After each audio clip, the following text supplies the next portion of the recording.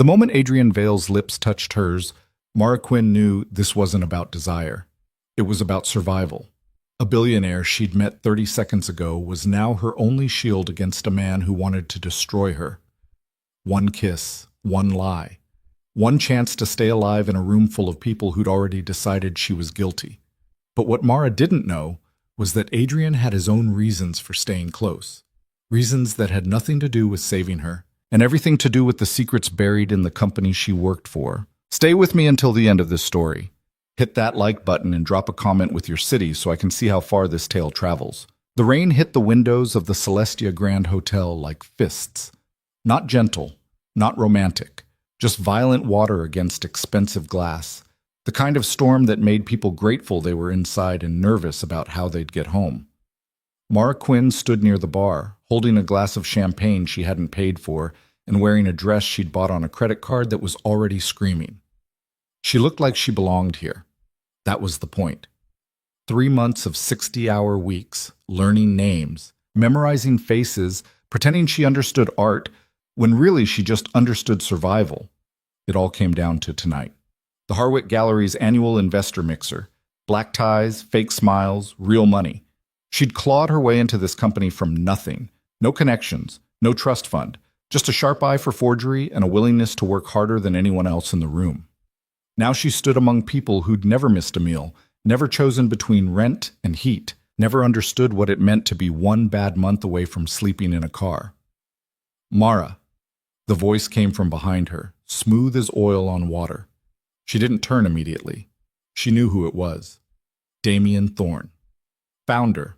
Majority stakeholder. The kind of man who smiled with his mouth but never his eyes. Mid-40s, silver at his temples, a $10,000 watch that he wore like it was nothing. Women looked at him and saw charm. Mara looked at him and saw something else, something patient, something that waited. Damien. She turned, kept her face neutral, professional. Lovely event? Isn't it? He stepped closer than necessary. Not enough to be obvious, just enough to make her spine stiffen.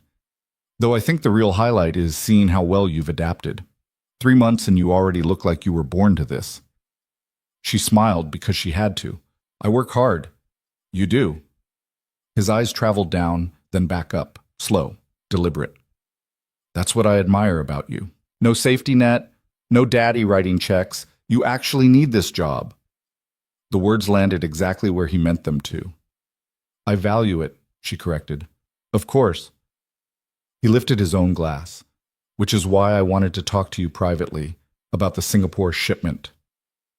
Her stomach dropped, but she didn't let it show. What about it? Just some discrepancies. Nothing to worry about, I'm sure. But the paperwork has your signature on several transfer documents, and I'd hate for there to be any confusion when the auditors come through next week. Auditors, her signature, transfer documents she'd never seen. He was setting her up.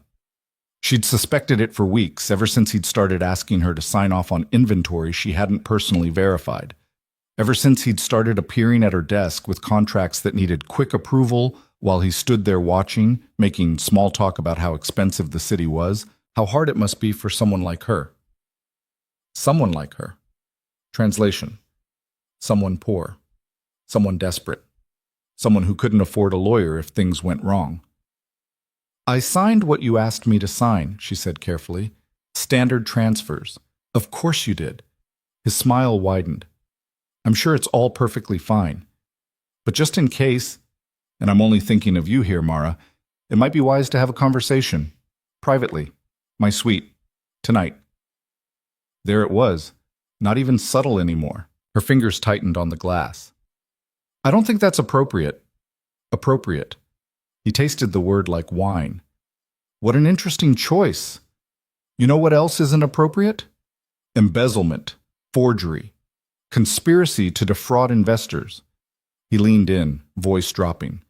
All things that could be proven with the right evidence.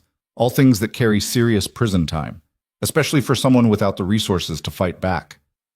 Her pulse hammered in her ears, but she kept her expression flat. I haven't done anything wrong. I know. He reached out, brushed a strand of hair from her shoulder. She forced herself not to flinch. But perception, Mara, perception is everything, and right now, if I wanted to, I could make you look very, very guilty. Someone laughed nearby. Music played. The party continued around them like nothing was happening. Why? The word came out harder than she intended. His eyebrows lifted. Why what? Why me? For a moment something shifted in his face, something colder. Because you're perfect, smart enough to be useful, poor enough to be disposable, and just isolated enough that when you go down, no one will ask too many questions. He straightened his cuffs. My sweet, midnight. We'll discuss your options. He walked away before she could respond. Mara stood there, champagne trembling in her hand, drowning in a room full of people who wouldn't help her even if they knew. She'd spent her whole life fighting to get here, and now the floor was falling out from under her. She needed air. She needed to think. She needed... Excuse me. The voice was different, quiet, almost forgettable. She turned. The man standing beside her was tall but not imposing. Mid-30s, dark hair, wearing a suit that fit too well to be rented but not flashy enough to draw attention. He had the kind of face you'd forget in a crowd, pleasant, unremarkable, except for his eyes. Sharp, calculating, the eyes of someone who noticed things. Sorry, she said automatically. Do we know each other? No. He glanced at the bar, then back at her. But I know him. He didn't point, didn't nod, but she understood. Damien. Her throat tightened. I don't know what you're talking about. Yes, you do. He picked up a napkin, turned it over. There was writing on it, neat small letters. You're being framed. Offshore accounts, forged transfers. He's using you to hide 30 million. Her breath caught. He let her read it twice, then crumpled it and dropped it in his empty glass. My name is Adrian Vale. I'm a forensic accountant. I was hired 6 weeks ago to examine this company's books. He paused. I wasn't hired by Damien. She stared at him. Then who? Investors who got nervous when certain assets started disappearing. He spoke quietly, calmly, like they were discussing the weather. Damien's been running a laundering operation through the gallery for 3 years. Art comes in, gets appraised at inflated values, moves through shell companies, and the money comes out clean. You're not the first person he's used as a scapegoat. You're just the most recent. Mara's mind raced. If you know this, why haven't you? Proof is complicated. He's careful. Everything's layered. I have pieces, not a case. His eyes flicked past her shoulder. And right now, he's watching us. She didn't turn, didn't look. Just felt the weight of Damien's attention like cold water down her spine. Why are you telling me this? She whispered. Adrian was quiet for a moment. Because in about 2 hours, he's going to make his move. He'll either get you alone and force you to sign something that buries you completely, or he'll trigger the evidence he's already planted and let you take the fall while he disappears. He met her eyes. Either way, you lose. Her hands were shaking now. She set down the glass before she dropped it. So what am I supposed to do? That depends. He tilted his head slightly. How badly do you want to fight back? She thought about her apartment, the medical bills from her brother's accident last year, the student loans, the credit cards, the fragile, terrible math of her life that never quite added up, but somehow kept her moving forward. She thought about Damien's smile. She thought about prison. What do you need me to do? She asked.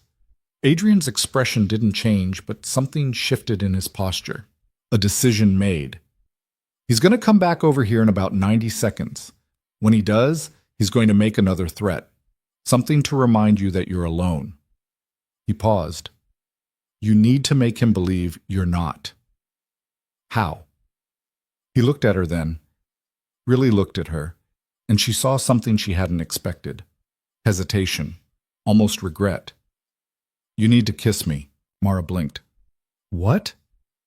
Men like Damien, they rely on isolation, on making their targets feel like there's no one to turn to. If he thinks you've got someone in your corner, someone who's paying attention, he'll get nervous. He'll make mistakes. Adrian's voice stayed level, professional, but there was tension in his jaw. I know it's not ideal, but it's the fastest way to change the dynamic. She wanted to laugh, wanted to scream, wanted to run. Instead, she watched Damien start moving through the crowd toward them. "He's coming," Adrian said quietly. Mara's heart slammed against her ribs. Every instinct told her to run, to hide, to make herself small. But she'd been making herself small her entire life, and it had never saved her yet. She stepped forward, closing the distance between them. Adrian went very still. "If this goes wrong," she started. "It won't." She didn't believe him, but she was out of options. So Mara Quinn, who'd spent 30 years learning to fight alone, reached up and pulled a stranger close. The kiss wasn't gentle, wasn't romantic. It was survival wrapped in lips and breath, and the desperate hope that maybe, just maybe, this wouldn't be the thing that destroyed her. Adrian's hand came up to her waist, steadying, not possessive, and for 3 seconds the world narrowed to just this: the rain, the music, the warmth of another person who wasn't asking her for something she couldn't give. When she pulled back, Damien was 10 feet away, watching. His smile had frozen on his face like ice. Mara didn't let go of Adrian's arm. She met Damien's eyes and didn't look away. "Mara," Damien said slowly, "I didn't realize you were occupied." "Adrian," she said, voice steadier than she felt. "This is Damien Thorne, my boss." She squeezed Adrian's arm. "Damien, this is Adrian Vale, my—" She hesitated. What was he? A stranger, a liar, a lifeline. "Boyfriend," Adrian finished smoothly. He extended his hand. "Pleasure." Damien didn't shake it. He was too busy recalculating. She could see it happening behind his eyes, the equations shifting, the plan adjusting. "Boyfriend," he repeated. "How wonderful. I had no idea you were seeing anyone." "It's new," Mara said. "Clearly." Damien's gaze moved to Adrian, assessing. "And what do you do, Adrian?" "Consulting. Finance." Adrian's tone was boring. Forgettable. Nothing exciting. Damien's jaw tightened. Just barely. Just enough. "Well, I won't interrupt. Mara will continue our conversation another time." He walked away. The moment he was out of earshot, Mara's knees nearly buckled. Adrian's hand tightened on her waist, still steadying, still careful. "Breathe," he said quietly. She did. Once. Twice. "Did it work?" she whispered. "He's rattled. That's a start." Adrian glanced at his watch. "But now we have a different problem." "What?" "He's going to verify my story. He's probably already texting someone to look me up." He met her eyes. "Which means we need to get ahead of it. We need to make this look real." Mara stared at him. "You want to actually pretend we're together?" "For the next 48 hours, yes, just long enough to keep him off balance while I finish building the case." He paused. "Unless you have a better idea." She didn't, and they both knew it. "I don't even know you," she said. "No." Something flickered across his face. "You don't." The rain kept falling. The party kept moving, and Mara Quinn, who'd learned young that trust was a luxury she couldn't afford, made a choice she'd never be able to take back. "Okay," she said. "Okay, we'll do it." Adrian nodded once. Then he pulled out his phone, typed something, and showed her the screen. "Tomorrow, 10 a.m. My hotel. We plan." She memorized the address, then watched him delete it. "One more thing," he said. "What?" "If Damien contacts you tonight, calls, texts, anything, you don't answer. You're with me. You're distracted. You're not afraid of him anymore." His voice dropped. "Can you do that?" Mara thought about the video Damien had hinted at, the one he'd recorded without her knowledge, the insurance policy he kept to make sure she'd never fight back. She thought about midnight, his suite, the choice he'd tried to take from her. "Yeah," she said. "I can do that." Adrian studied her for a long moment, and she had the strangest sense that he was memorizing her face, like he knew this moment mattered, like he understood exactly what she was risking. "Go home," he said finally. "Lock your door, get some sleep if you can. What are you going to do?" He smiled, but it didn't reach his eyes. My job. Then he was gone, disappearing into the crowd like he'd never been there at all. Mara stood alone again, champagne long forgotten, dress still damp from where Adrian's hand had rested at her waist. Her phone buzzed. Damien. We still need to talk. She stared at the message, imagined his face when he'd seen her kiss Adrian, imagined the fury he'd hidden behind that frozen smile. Then she turned her phone off and walked out into the storm. Go. The apartment was too quiet. Mara sat on the edge of her bed, still in the dress, makeup smudged, and tried to make sense of what had just happened. She'd kissed a stranger. She'd agreed to fake a relationship. She'd chosen to trust someone she knew nothing about. It was insane. But the alternative was Damien's suite, Damien's threats, Damien's hands on her and no one coming to help. Her laptop sat on the desk, closed. She should sleep, should rest, should prepare for whatever came next. Instead, she opened it and typed, Adrian Vale. The search results were strange. There were mentions, brief ones. Financial consulting, corporate fraud investigation, a few articles buried in trade publications about high-profile cases, but no social media, no personal details, no photos except one grainy shot from a conference 3 years ago. He was a ghost, which meant either he was very good at his job or very good at hiding. Mara closed the laptop and lay back, staring at the ceiling. In 12 hours, she'd walk into a stranger's hotel room and put her life in his hands. In 12 hours, she'd either start fighting back or start drowning. The rain had stopped. The city hummed beyond her window. And Mara Quinn, who'd never had anyone to rely on but herself, closed her eyes and hoped, desperately, foolishly, that this time would be different. Adrian Vale sat in his hotel room, 3 floors above the bar, where he just derailed his entire investigation. He shouldn't have approached her. He should have stayed invisible, built the case, let the evidence speak. But he'd watched Damien corner her, watched the color drain from her face, watched her hold herself together through sheer force of will, and something in him had shifted, broken, maybe. He told himself it was tactical, that having her cooperation would speed things up, that she was already part of the story whether he wanted her to be or not. But the truth was simpler and more complicated than that. He'd seen himself in her. Not the poverty, not the struggle, but the isolation, the sense of being surrounded by people and still utterly alone. Adrian knew that feeling. He'd built his entire life around it. His phone rang. Unknown number. He answered. Vale. Mr. Vale. The voice was female, professional. I represent the consortium that hired you. We've become aware of your interaction tonight. Of course they had. They had eyes everywhere. It was necessary, he said.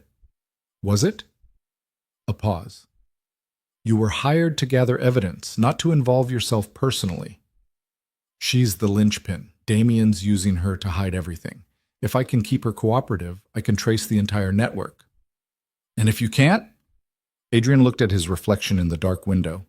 32 years old, a son he barely saw. A life built on numbers and distance and never letting anyone close enough to matter. Then we lose, he said simply. Another pause.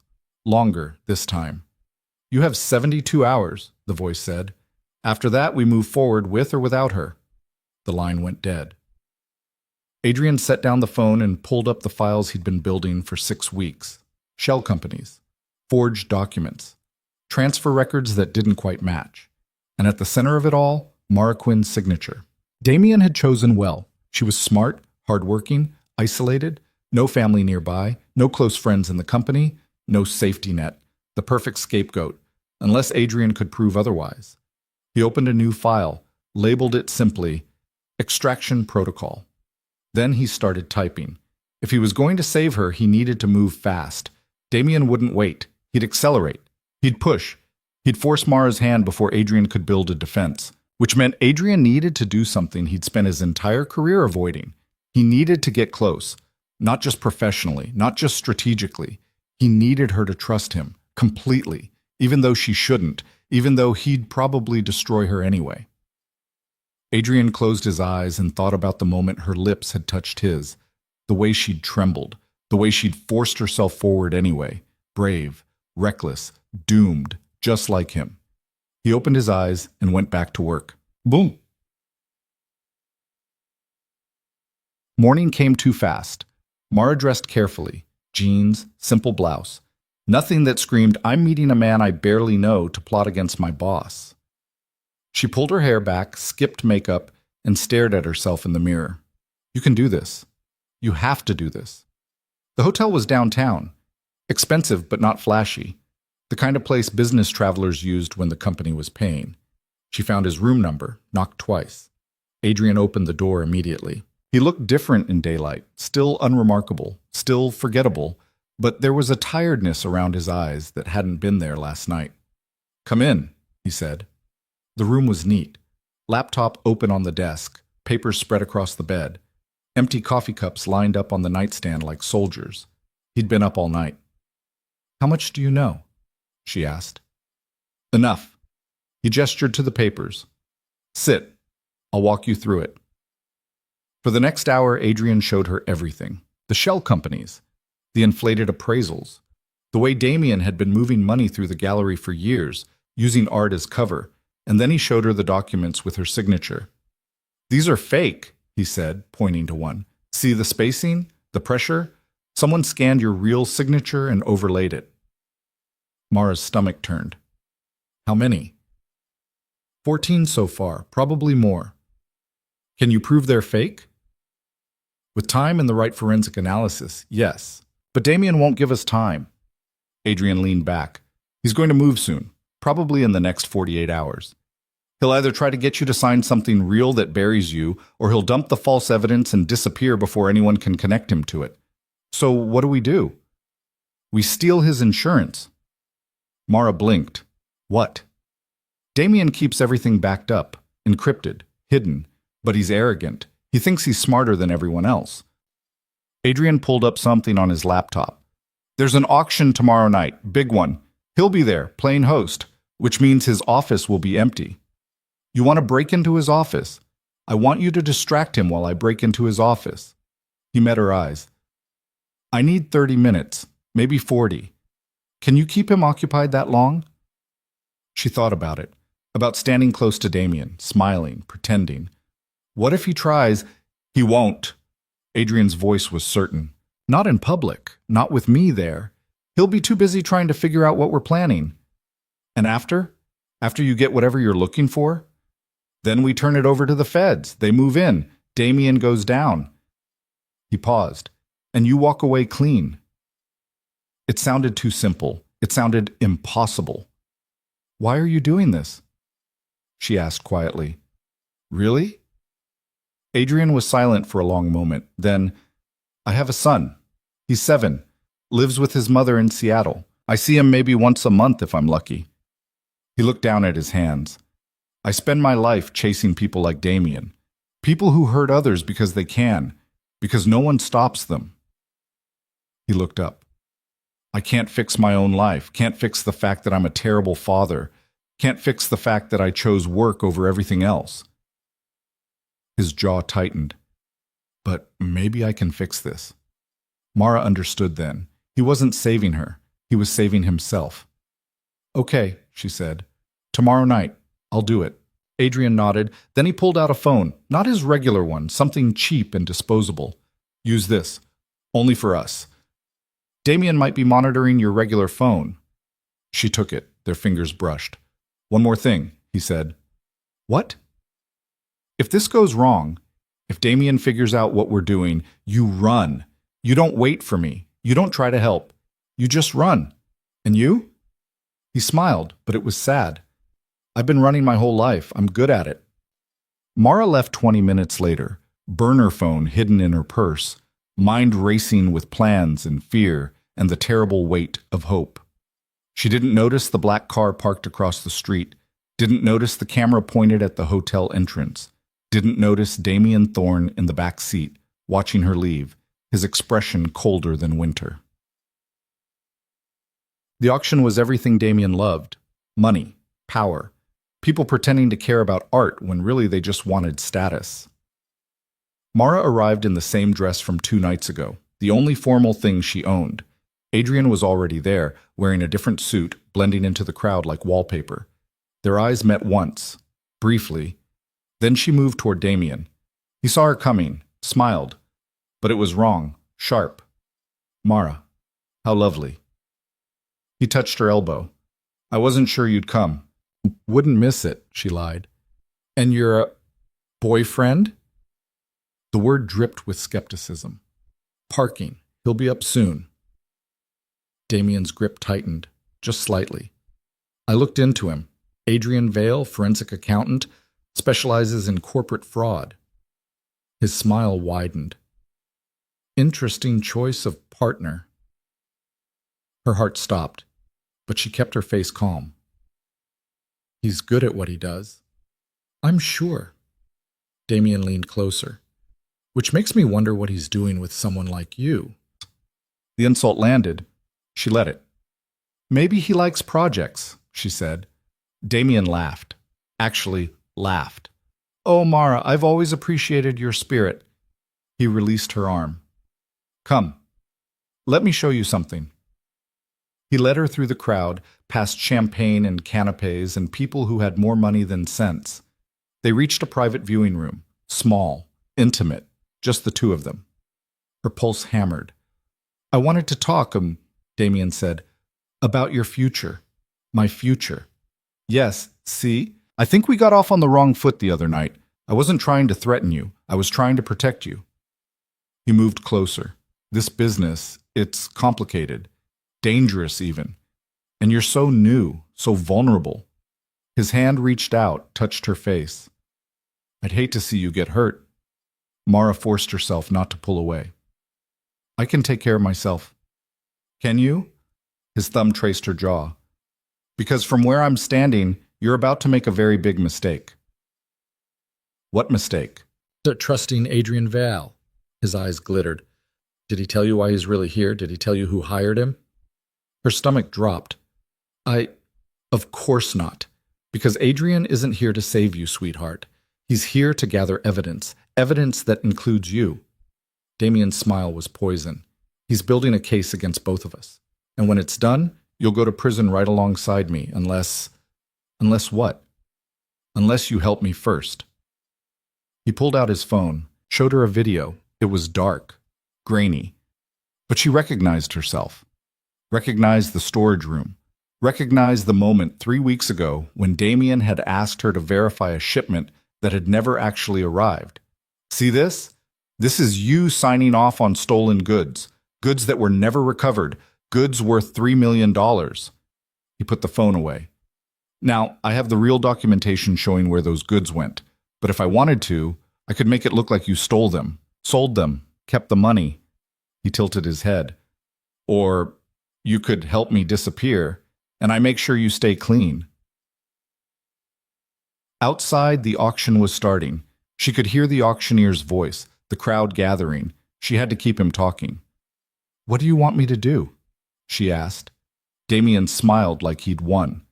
"There's a transfer, tonight, midnight, a final shipment moving through the port. I need you to sign off on it. In person, on camera, nice and official. And then I leave. You stay. And when the auditors come, you tell them you were following my orders. You didn't know. You were just doing your job." He stroked her cheek. "They might even believe you." "Might?" Mara's hands were shaking. She clenched them. "I need to think about it." "No." His grip tightened on her arm, hard enough to bruise. "You need to decide right now, me or Adrian, safety or prison." He leaned in, breath hot against her ear. "Choose wisely, Mara, because this is the only offer you're going to get." Her phone buzzed. The burner. Adrian's message was 2 words. "I'm in." Damien heard the buzz, frowned. "Who's texting you?" "No one, just—" He grabbed her purse, pulled out the phone, saw the message. His face went white, then red, then something worse. "You little—" He raised his hand. The door burst open. Adrian stood there, breathing hard, something in his hand, a flash drive. Damien spun. "You. Me." Adrian looked at Mara. Run. She didn't hesitate, didn't think, just ran. Behind her, she heard shouting, crashing, Damien's voice rising in fury. She hit the main hall. People stared. The auction paused, and then the lights went out. Emergency lights kicked in, red, pulsing. Someone screamed. Mara pushed through the crowd, searching for Adrian, searching for an exit, searching for anything that made sense. A hand grabbed her. She spun, ready to fight. It was Adrian, blood on his lip, eyes wild. "Did you get it?" she gasped. "I got it." He pulled her toward the stairs. "But he knows. He knows everything. What do we do?" "We finish this." They ran. Behind them, Damien's voice echoed through the darkness. "You can't run forever." But they tried anyway, because sometimes running was all you had left. The stairwell smelled like concrete and panic. Their footsteps echoed off the walls as they descended, floor after floor, Adrian's hand tight around her wrist. Mara's heels weren't made for running, and she stumbled twice before kicking them off entirely, the cold floor biting into her bare feet. "Where are we going?" she gasped. "Anywhere but here." Not helpful. But she didn't have the breath to argue. They hit the ground floor and Adrian yanked her sideways, away from the main exit where security would be gathering. Instead, he pushed through a service door marked "Staff Only." And suddenly, they were in a kitchen, stainless steel and steam, and two cooks who looked up in surprise. "Sorry," Adrian said, not slowing down. "Wedding emergency." They were through and out the back before anyone could respond. The alley was dark and wet from earlier rain.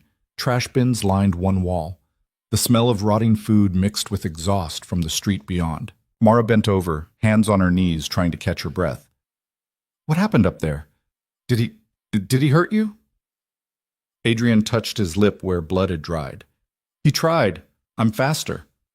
He pulled out the flash drive, held it up to the dim light like it was made of gold. "This is everything, every account, every transfer, every piece of evidence showing exactly what he's been doing." "How did you get it?" "His office safe. He's got a birthday lock. Used his daughter's birthday."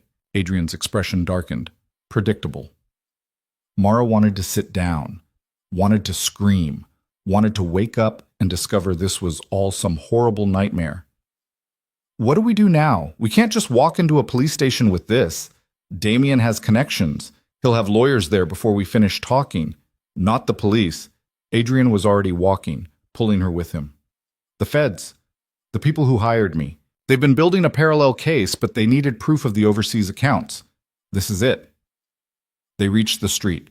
Cars passed. Normal people doing normal things, none of them knowing that two people were currently running for their lives in formal wear and bare feet. Adrian hailed a cab. When it pulled over, he gave an address Mara didn't recognize.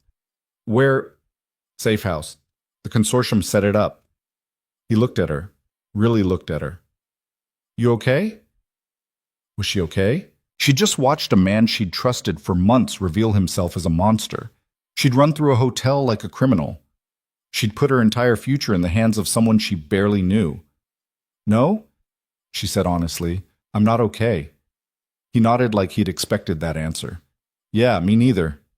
The cab driver didn't ask questions. Maybe he was used to well-dressed people fleeing into the night. Maybe he just didn't care. The safe house turned out to be a nondescript apartment in a building that had seen better decades. Chipped paint, flickering hallway lights, the smell of old carpet and someone's dinner cooking behind thin walls. Adrian unlocked the door and ushered her inside. The apartment was small, clean but impersonal. Furniture that came with the lease. No photos, no personality. Just a place to exist temporarily. He locked the door behind them. 3 locks. Then he pulled the curtains closed and finally let out a long breath. "We're safe here. For now." Mara sank onto the couch. Her feet were filthy from the alley and probably bleeding, but she couldn't bring herself to care. "For now," she repeated. "What does that mean?" Adrian was already at a laptop set up on the kitchen table, plugging in the flash drive. "It means Damien knows we have something. He'll be looking for us. But he can't move openly. Not yet. Not while the auction's still happening and people are watching." "So we have what? A few hours? Maybe less." The laptop screen reflected in his eyes as he typed. Depends how desperate he gets. Mara watched him work. His fingers moved fast, confident, like this was something he'd done 1,000 times before. You've done this before. Run. Hidden. Part of the job. What about your son? His hands paused, just for a second. What about him? Does he know what you do? Adrian's jaw tightened. He knows I'm gone a lot. He knows I miss birthdays and school plays and every other thing that matters. He went back to typing. He probably thinks I don't care. Do you? More than anything. The words came out rough, raw, which is why I keep taking jobs like this. Keep telling myself that if I can just close one more case, catch one more criminal, make one more difference, then maybe it'll balance out. Maybe I'll deserve to be his father. Mara understood that kind of math. The desperate arithmetic of trying to earn something you thought you'd already lost. Does it work? She asked quietly. Does it balance? He looked at her then. No, it never does. The apartment was quiet except for the hum of the laptop and distant traffic. Mara pulled her knees up to her chest, suddenly aware of how exposed she felt. The dress, the bare feet, the way this stranger had seen her terrified and desperate and still hadn't looked away. I need to call my brother, she said. No. Adrian's voice was sharp. No calls. Damien could be monitoring anyone you know. He's in a care facility 3 states away. He doesn't even know where I work. Doesn't matter. Damien's thorough. He'll use whatever leverage he can find. Adrian's expression softened slightly. I'm sorry, but right now, the safest thing you can do for your brother is stay silent. Mara's throat tightened. Her brother Danny, 25 years old and stuck in a wheelchair after an accident that never should have happened. She called him every Sunday, sent money when she could, visited twice a year when she could scrape together bus fare.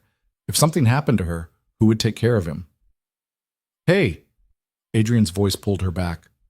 We're going to fix this, I promise. You can't promise that. You're right, I can't. He turned the laptop toward her. But I can show you this. The screen displayed a web of connections, bank accounts, shell companies, names she recognized from the gallery and names she didn't. And at the center of it all, highlighted in red, Damien Thorne. This is what he's been building for 3 years, Adrian said. $30 million moved through the gallery. Art bought with dirty money, sold at inflated prices, the profit laundered clean. He used 14 different people as signatories over that time. You're just the most recent. What happened to the others? Adrian's silence was answer enough. Mara felt cold. He set them up, like he was setting me up. 2 are in prison. 3 took plea deals and disappeared. The rest? He pulled up another file. Photos. Dead, car accidents, overdoses. 1 jumped from a building. He looked at her. Damien doesn't leave loose ends. The room spun. Mara pressed her palms against her eyes, trying to hold herself together. I'm going to die. No. Adrian moved closer, crouched in front of the couch, so they were eye level. You're not, because we're going to turn this over to the feds tonight. They'll move immediately. Warrants, seizures, arrests. Damien won't have time to run or clean up. And me? What happens to me? You cooperate, you testify, you tell them everything. He paused. And then you disappear. New city, new name if necessary. The consortium will help with that. New name. She laughed, but it sounded broken. I don't even like my current name and I'm supposed to pick a new one? Mara, I'm sorry. She wiped her eyes. I'm sorry. I spent my whole life trying to build something, trying to be someone, and now you're telling me I have to throw it all away and start over somewhere else as someone else. I know. His voice was gentle. I know it's not fair. Nothing about this is fair. She looked at him. You're risking your life for someone you don't know. Why? Really? Adrian sat back on his heels. For a moment he didn't answer, then, when I was 25, I had everything. New wife, new baby, new job at a firm that paid more than my father made in a year. I was going to be different, going to be present, going to be the dad I never had. He smiled, but it was bitter. Then the first big case came. Corporation hiding assets during a divorce. Messy, complicated. Would take months to unravel. My boss said if I cracked it, I'd make partner. And you took it. I took it. Missed my son's first steps. Missed his first word. Missed everything that mattered while I chased numbers and documents and the promise of something bigger. He looked down at his hands. My wife left me. Took our son. Said I'd already made my choice and she wasn't going to wait around for me to figure out what I'd lost. I'm sorry. Don't be, she was right. He met Mara's eyes. I've spent 7 years trying to justify that choice, telling myself the work matters, that catching people like Damien makes a difference, that maybe if I save enough people, it'll make up for failing the one person I was supposed to protect. He stood. So that's why. I'm not saving you. I'm trying to save myself from being the person I've become. Mara didn't know what to say to that. Didn't know how to tell him that she understood, that she'd spent her whole life running from poverty and loneliness and the fear that she'd never be enough for anyone. Instead, she said, "What time are the feds coming?" Adrian checked his watch. 2 hours, maybe less. I sent them a preliminary brief. They'll want to verify the data before they move. So we wait. We wait. The silence stretched between them, not uncomfortable, just heavy with everything unsaid. Finally, Mara stood. I need to clean up. Is there a bathroom? Down the hall. Towels in the closet. The bathroom was small and sterile. White tile. Fluorescent light. Mara looked at herself in the mirror and barely recognized the woman staring back. Smudged makeup, wild hair, eyes that had seen too much in too short a time. She washed her face, her feet, changed out of the dress and into clothes Adrian had grabbed from somewhere, sweatpants and a t-shirt that were too big but clean and soft and hers for now. When she came out, Adrian was on the phone, speaking quietly, professionally.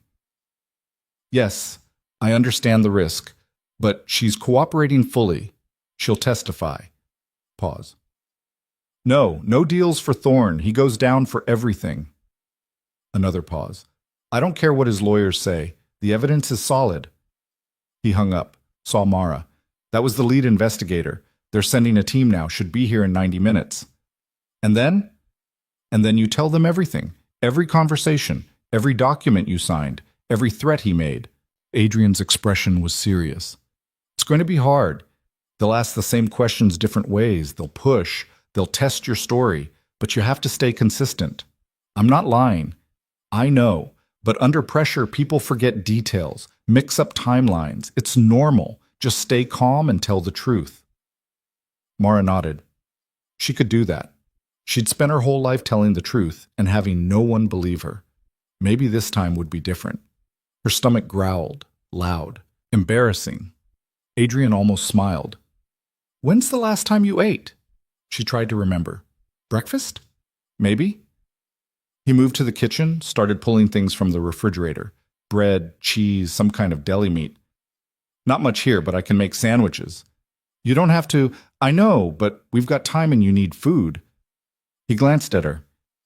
Besides, it's easier than sitting here thinking about everything that could go wrong. Fair point. They ate in silence. The sandwiches were simple but good. Real food. Grounding. Mara felt some of the panic recede with each bite. Tell me about your son, she said. Adrian looked surprised. Why? Because I need to think about something other than Damien, and you look like you could use the reminder. He was quiet for a moment, then, his name is Ethan. He's 7. Obsessed with dinosaurs and space and anything that has wheels. A real smile touched his face. Last time I saw him, he spent 40 minutes explaining the difference between a Brachiosaurus and a Brontosaurus. I didn't understand half of it, but I didn't care. Does he look like you? No, thank God. He looks like his mother, which means he's actually cute. The smile faded. She's remarried now. Guy named Tom, accountant, home every night by 6, coaches Ethan's soccer team. Everything you're not. Yeah. Adrian set down his sandwich. I used to hate him, Tom, thought he was stealing my life. But the truth is he's giving Ethan the life I never could. Stability, presence, someone who's actually there. That doesn't mean Ethan doesn't need you. Doesn't it? He looked at her.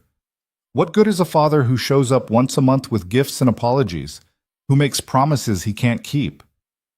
Mara thought about her own father, gone before she was old enough to remember him. Just a name on a birth certificate and a hole in her life she'd learned to live around. Even a bad father is better than no father, she said. Trust me. Before Adrian could respond, his phone buzzed. He looked at it, frowned. What? The team's been delayed 45 minutes. Why? Doesn't say. He typed something back, waited. Probably traffic or bureaucracy. Federal agents aren't known for their speed. Mara tried not to let the anxiety creep back in.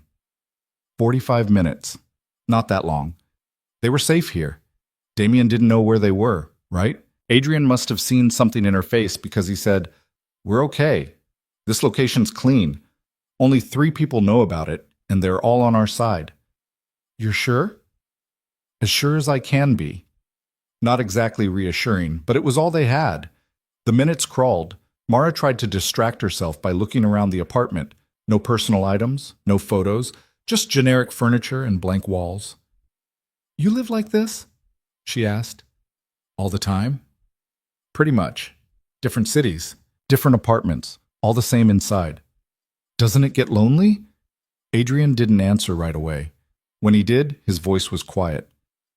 Yeah, it does. Mara understood. She'd spent years surrounded by people and still felt invisible, working jobs where no one knew her name, living in apartments where neighbors never said hello, building a life that looked fine from the outside but felt hollow inside. After this, she said, where will you go?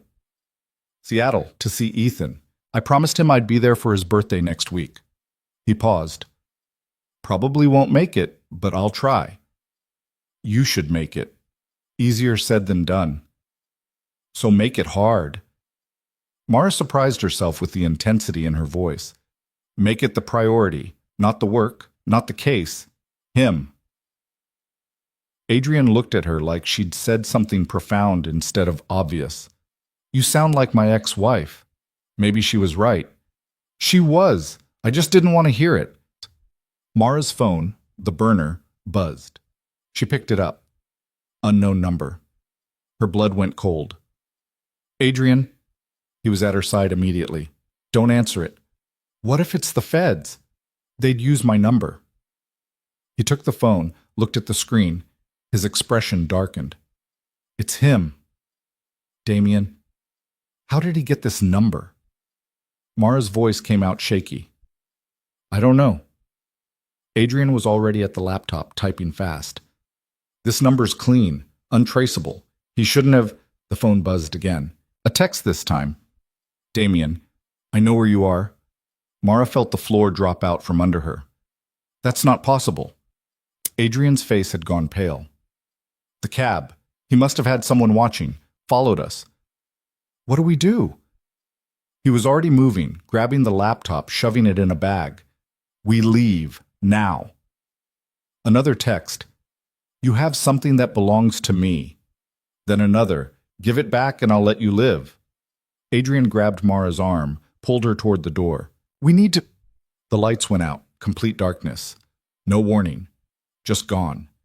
Mara's heart hammered so loud she could hear it in her ears. Adrian? I'm here. His voice came from her left. Stay close. A sound from outside. Footsteps. Multiple people. Backup exit? Mara whispered. Fire escape. Kitchen window. They moved through the darkness. Mara kept one hand on Adrian's shoulder, the other stretched in front of her, her bare feet silent on the carpet.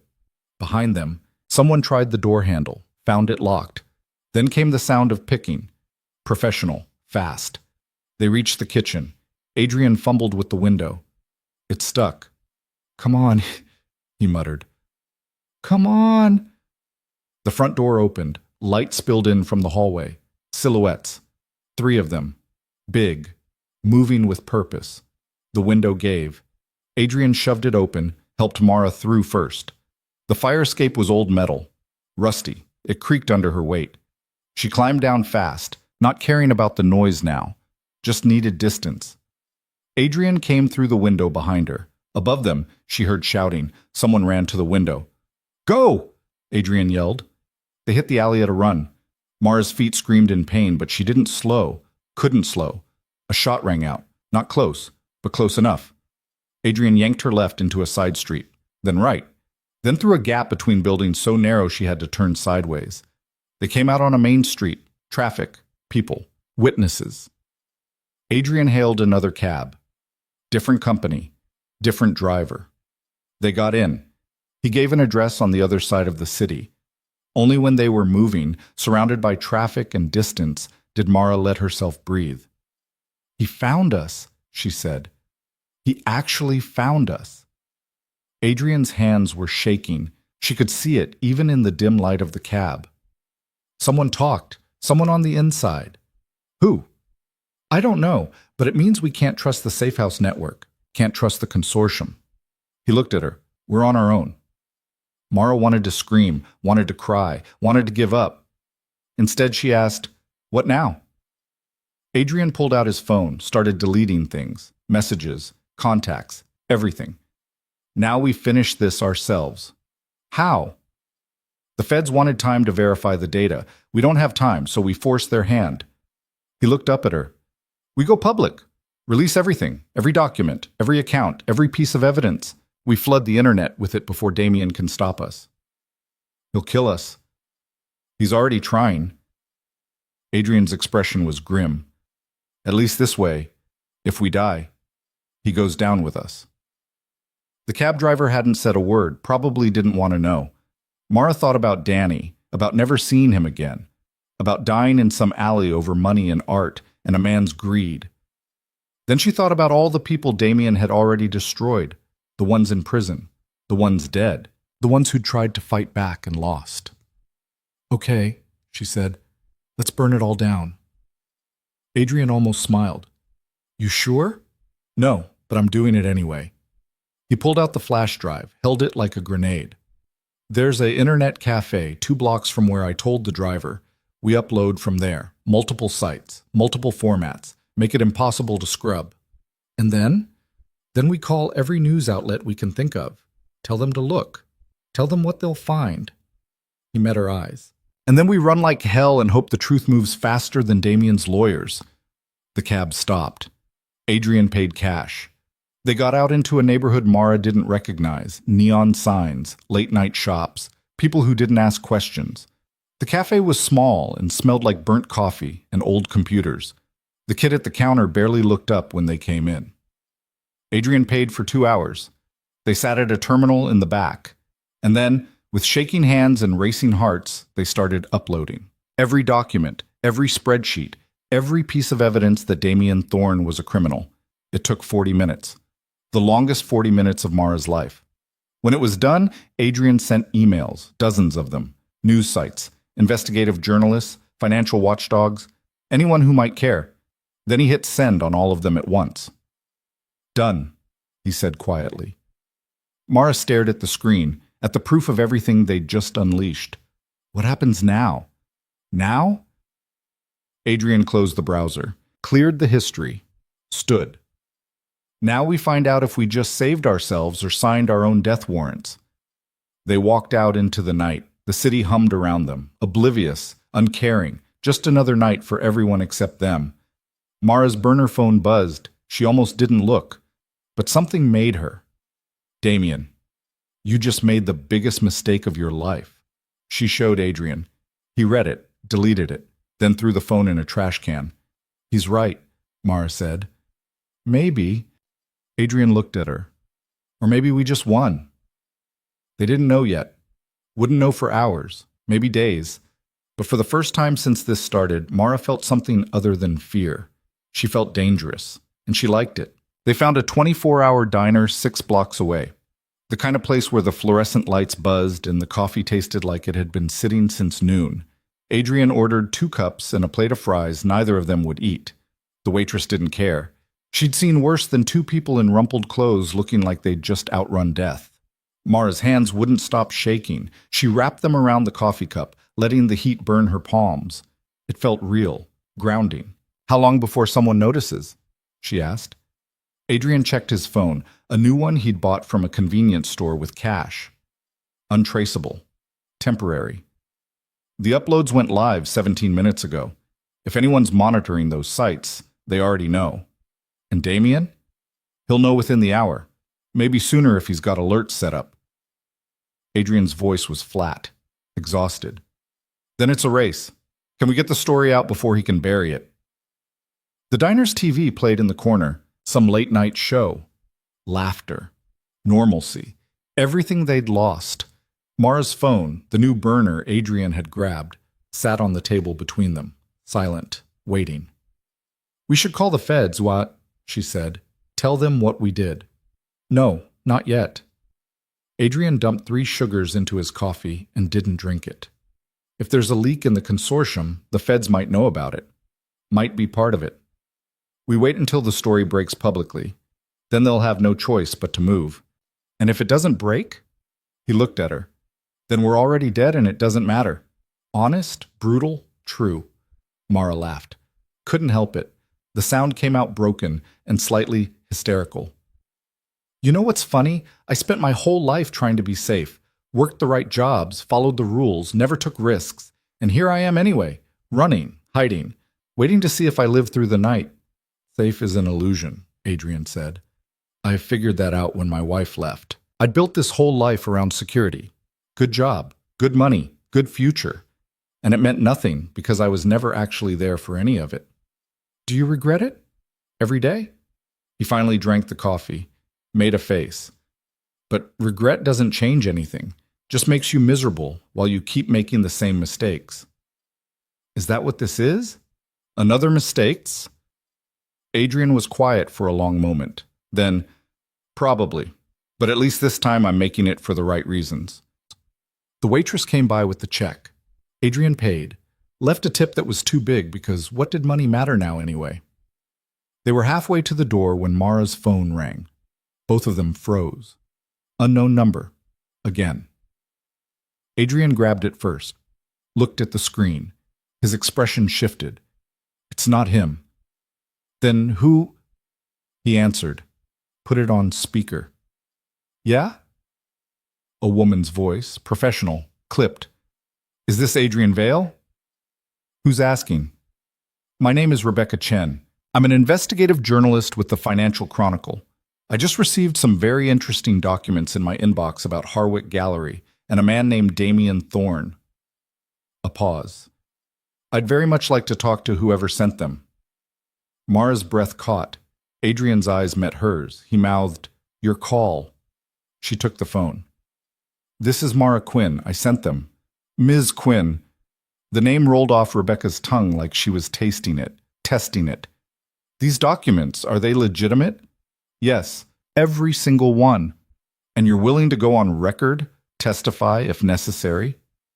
Mara thought about Damien, about his threats, about the video he had, about everything she stood to lose. Then she thought about the people who'd come before her, the ones who'd stayed silent and died anyway.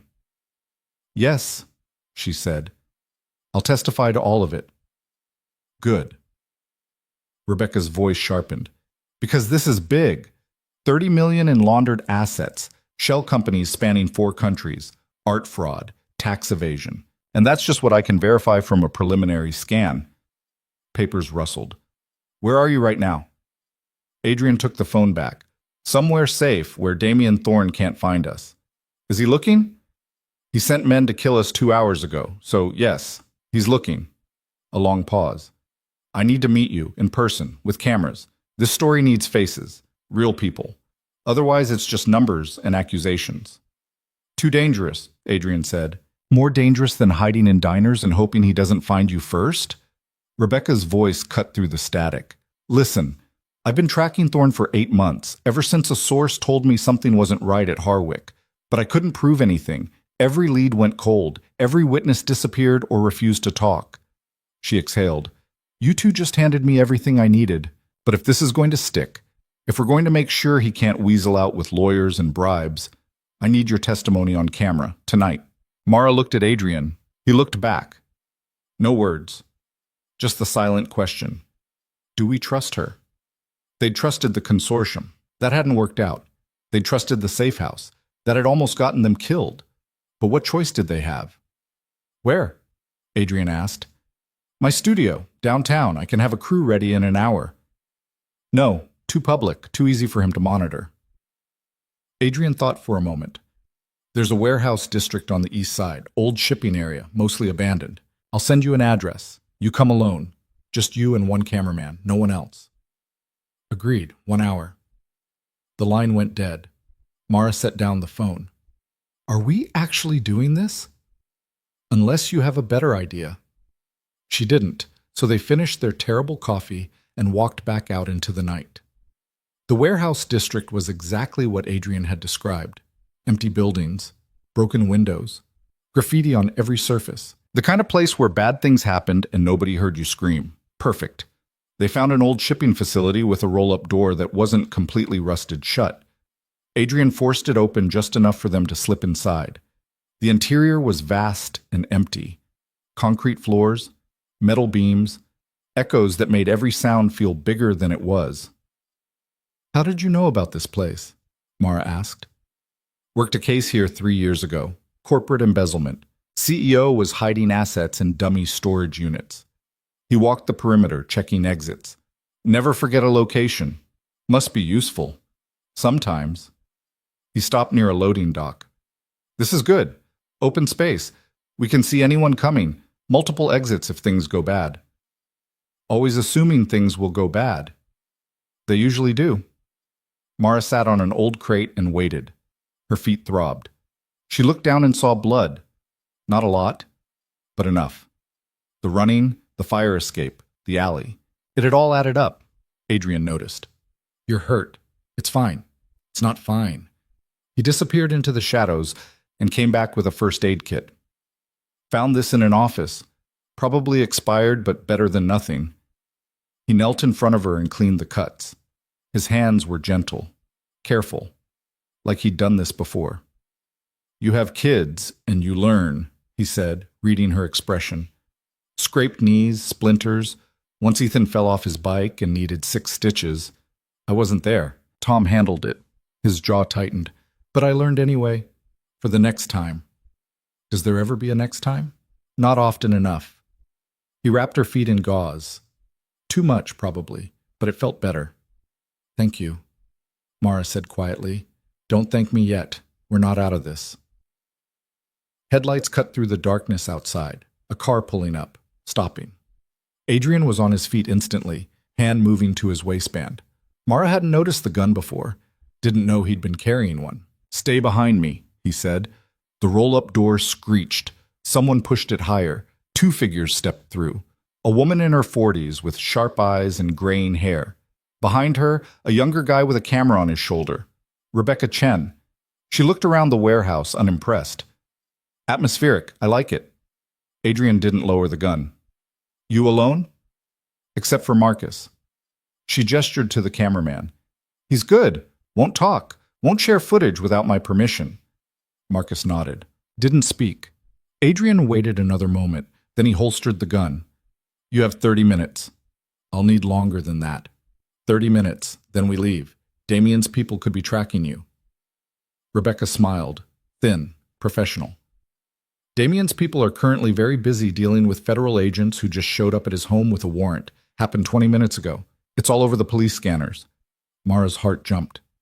They arrested him? Not yet, but they're searching the property, seizing records. He can't run, can't hide, can't make you disappear. Rebecca pulled out a tablet, started setting up. Which means right now, while he's distracted, is the perfect time to get your story. It was happening. Actually happening. Mara felt lightheaded, like the floor had turned to water. Adrian touched her shoulder. You okay? No. Yes. I don't know. She looked at Rebecca. What do you need me to say? The truth. Start at the beginning. Tell me how you met Damien Thorne. Marcus set up the camera, adjusted lights, made sure the frame was right. And then, with Adrian standing just out of shot and Rebecca's eyes boring into her, Mara Quinn told her story. She started with the job interview, the desperation in her voice when she'd begged for the position, The way Damien had looked at her like he was calculating her worth. She talked about the long hours, the signatures he'd asked for, the documents she hadn't questioned because she'd been too afraid of losing everything. She talked about the night at the hotel, the threats, the video, the way he'd touched her face and told her she was perfect for what he needed. She talked about Adrian, the kiss, the decision to fight back, and she talked about the evidence, everything they'd found, everything they'd uploaded, everything that proved Damien Thorne was a monster dressed in expensive suits. She cried twice, couldn't help it. The fear, the anger, the relief of finally being believed. Rebecca didn't interrupt, just let her talk. Let the camera catch every word, every tear, every moment of raw truth. When Mara finished, her throat was raw and her hands were shaking again. "That was perfect," Rebecca said. "Thank you. What happens now?" "Now I go back to my studio and edit this. It'll air tomorrow morning, prime time.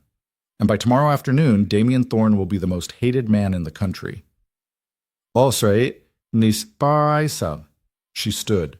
"You two should disappear, at least until the arrests are made. Go somewhere quiet, somewhere he can't find you."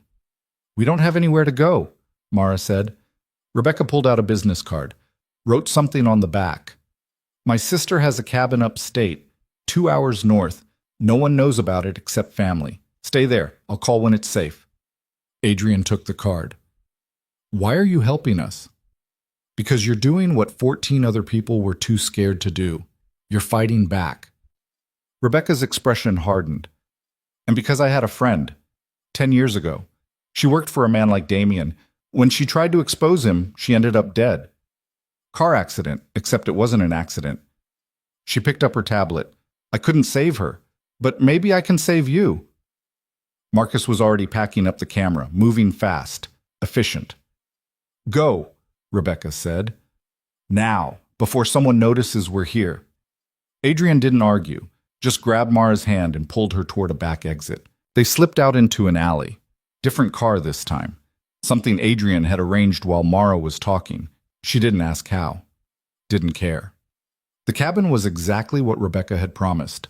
Small, isolated, surrounded by trees and silence and nothing else. They arrived just before dawn, the sky turning gray, birds starting to wake. Inside, the cabin was simple. 1 bedroom, small kitchen, a couch that had seen better years. But it was warm, safe, hidden. Mara collapsed onto the couch. Every muscle in her body ached. Every nerve was fried. Adrian stood by the window, watching the road, always watching.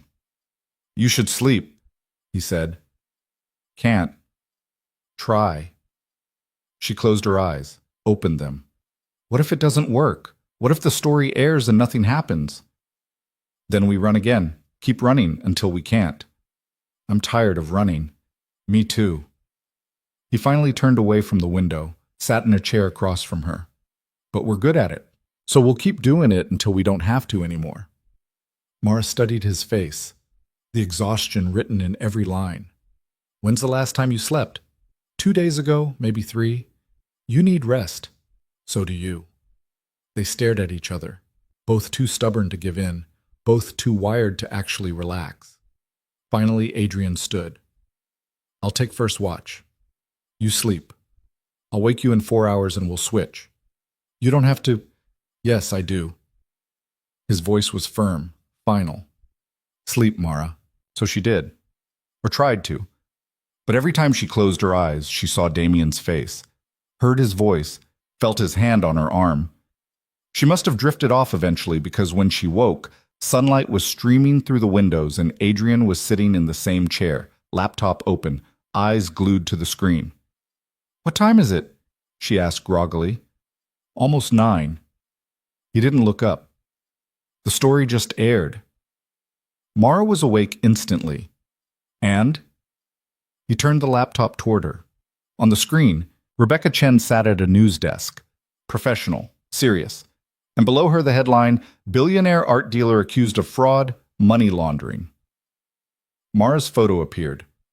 Then Adrian's. Then shot after shot of the documents they'd leaked. Rebecca's voice filled the cabin. This morning, we bring you an exclusive investigation into Damien Thorne, founder of Harwick Gallery, and what federal investigators are calling one of the largest art fraud schemes in U.S. history. At the center of this scandal is Mara Quinn, a junior consultant who claims she was set up to take the fall for Thorne's crimes. The interview played. Mara watched herself on screen, crying, angry, telling the truth. It looked real. It looked devastating. "It's working," Adrian said quietly. "Look at the comments. Look at social media." He pulled up Twitter. The story was trending. Thousands of retweets, millions of views. People believed her, actually believed her. Mara's hands flew to her mouth. "Oh my God, it gets better." Adrian switched tabs. Federal agents raided Harwick Gallery an hour ago, seized all records, froze all accounts. Damien's lawyers are already trying to spin it, but they can't. The evidence is everywhere. Is he arrested? Not yet, but he will be, probably by tonight. Mara couldn't breathe, couldn't think. After everything, after all the fear and running and nearly dying, they'd won, actually won. She started crying, couldn't stop.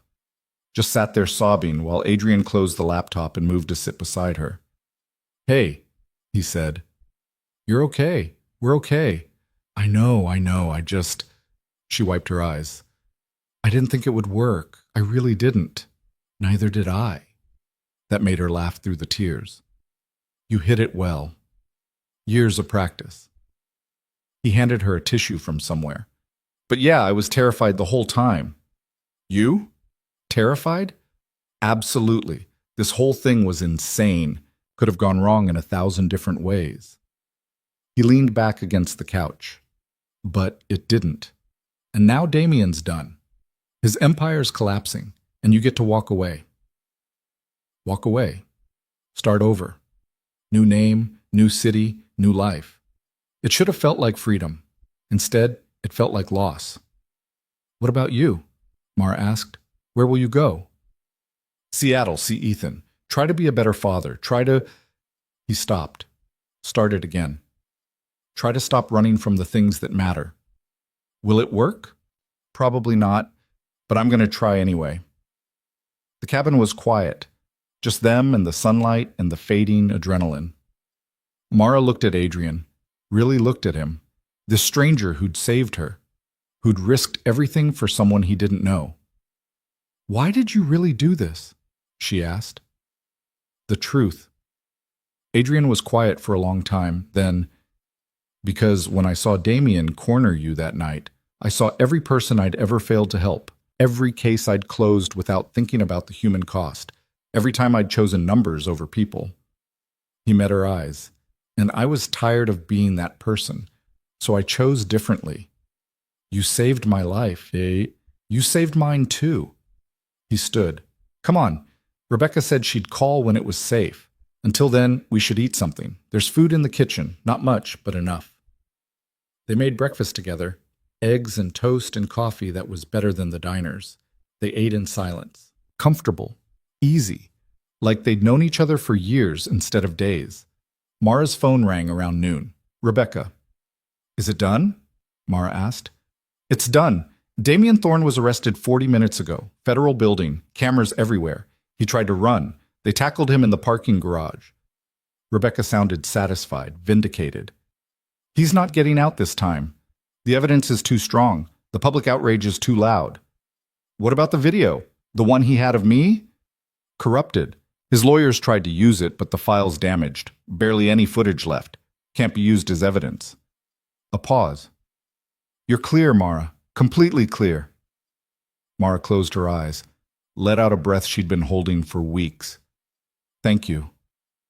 Thank you. This story, it's going to win awards. More importantly, it's going to put him away forever." Rebecca's voice softened. "You can come back now. It's safe." They drove back to the city that evening. Sunset painted everything gold and orange, beautiful in a way Mara had forgotten existed. The streets felt different, like she was seeing them for the first time. Free. Alive. Hers. Adrian dropped her at her apartment. Same building, same chipped paint, but it felt different too. "What will you do now?" he asked. "I don't know. Find a new job, probably. One where my boss doesn't try to frame me for felonies." She smiled. "What about you?" Airport, red-eye to Seattle. If I leave now, I can make Ethan's birthday breakfast. Will you tell him about this? Someday, when he's old enough to understand. Adrian hesitated, then, can I ask you something? Sure. That kiss, the first night, was it? He stopped, started again. Did you feel anything, or was it just survival? Mara thought about it, about the moment their lips had touched, about the warmth and fear and desperate hope. Both, she said honestly. It was survival, but it was also the first time in years anyone had made me feel like I mattered. She looked at him. What about you? Same. He smiled, sad, genuine. Take care of yourself, Mara Quinn. You too, Adrian Vale. He drove away, disappeared into traffic, and Mara stood on the sidewalk watching until his taillights faded. Then she went inside, climbed the stairs, unlocked her door. Her apartment was untouched. No one had broken in. No one had searched it. Just her space. Her life. Waiting for her to come back. She sat on the couch and turned on the TV. News coverage everywhere. Damien's arrest. The scandal. Her face. Her phone rang. Her real phone. The one she'd left behind. Danny's number. She answered. Hey. Mara? Her brother's voice was frantic. I've been trying to reach you for 2 days. Are you okay? I saw the news. I saw your face. What the hell happened? And so she told him. Everything. The whole story from beginning to end. When she finished, Danny was quiet. Then, you're insane. You know that, right? Yeah, I know. But you're okay? You're safe. I'm safe. Good. He exhaled. I'm proud of you, scared out of my mind, but proud. Thanks, Danny. They talked for another hour, about nothing, about everything, about the future and what came next. When they hung up, Mara felt lighter than she had in months. She showered, changed into real clothes, made tea, and for the first time in forever, she sat in her apartment and felt like she belonged there. The next morning, the board of Harwick Gallery issued a statement. They were cooperating fully with federal investigators. All operations suspended pending review. Anyone implicated would be terminated immediately. Mara's name was cleared publicly. An apology issued. An offer extended. Returned to work with a promotion and a raise. She declined. Some doors, once you walked through them, you couldn't go back. Instead, she took a job with Rebecca's paper. Research, investigation, finding stories that mattered. It paid less, but it felt right. 3 weeks later, a package arrived. No return address. Inside, a photo. Ethan and Adrian. Birthday cake between them. Both smiling. On the back, in Adrian's handwriting, thanks for reminding me what matters. Amara put it on her fridge and got back to work. The photo stayed on her fridge for 2 months before Mara heard from Adrian again. Not directly. Just a news alert that popped up on her phone while she was buried in research for Rebecca's latest investigation into pharmaceutical fraud. The headline read, Damien Thorne trial set for January. She clicked through, scanned the article. Federal prosecutors were pushing for maximum sentences on all counts: money laundering, fraud, conspiracy. The evidence was overwhelming. Adrian Vale was listed as a key witness for the prosecution. Mara stared at his name on the screen, wondered if he was nervous, if he was sleeping, if he'd kept his promise to be a better father. She almost texted him, almost pulled up the last number he'd given her. But what would she say? Thanks for saving my life? Miss having someone try to kill us together? Instead, she closed her phone and went back to work. The pharmaceutical story broke 3 weeks later. Another fraud scheme. Different players. Same greed. Rebecca put Mara's name on the byline this time. Her first official credit. It felt good. Real. Like she was building something that mattered instead of just surviving. But late at night, when the apartment was quiet and the city hummed beyond her window, she thought about Adrian, about the kiss that had started everything, about the way he'd looked at her in that warehouse like she was brave instead of terrified, about how some people walked into your life and changed everything and then walked back out before you could figure out what that meant. December came with snow and Christmas lights, and the kind of cold that made your bones ache. Mara visited Danny for the first time in 8 months. Took the bus because she still couldn't afford a car, but at least now she could afford the trip. He looked better. Physical therapy was helping. He'd regained some movement in his left hand. Not much, but enough to hold a fork. Enough to text her without voice commands. They spent 2 days together, talking, laughing, avoiding the topic of what had almost happened, what she'd almost lost. On the last night, Danny asked the question she'd been waiting for. "You ever hear from him? The guy who helped you?" "No." "You want to?" Mara stared at the ceiling of Danny's room. Small, institutional. But he'd made it his. Photos on the walls, books on the shelf. A life carved out of circumstances that should have broken him. "I don't know," she said. "What would be the point?" "The point?" Danny shifted in his wheelchair. "The point is, you kissed a stranger to stay alive, and then he actually saved you. That's not nothing, Mar. It was survival, that's all." "Was it?" She didn't answer, couldn't. Danny sighed. "You know what your problem is? You think you don't deserve good things. You think if you want something, it means you're being selfish or weak or I don't know what." He wheeled closer. "But you're allowed to want things. You're allowed to be happy, even if it's complicated. It's not about being happy.